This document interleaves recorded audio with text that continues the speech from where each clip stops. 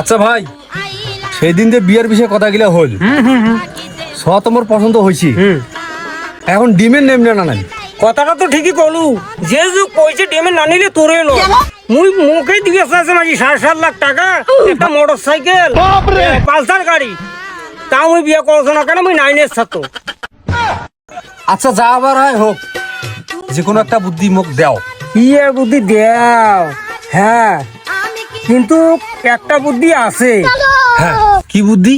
যেমন ধরিস তুই তো টাকা নেবো না, তোর শ্বশুর তো জোর করে টাকা দেয়, ওই টাকা দিয়ে একটা টয়লেট বানাবো। আচ্ছা এত কিছু থাকতি তুই টয়লেটের কথা কলু কেন? আরে শুনে শুনে কথাটা কেন কোনু, যদি তোর বউ কোনোদিন কাজিয়া করে আর যদি কয় বলে মোর বাপের ভাই টাকা আনিয়া এত কিছু করলেন, তা তুই কবু তোর বাপের টাকা মুই মতো, তোর বাপের টাকা মুই হাগো। আমি যে কথা মুখ কলু তা মুখ পাগলা বানালো। ময়রা যাই, আমি দুঃখে ময়রা যাই।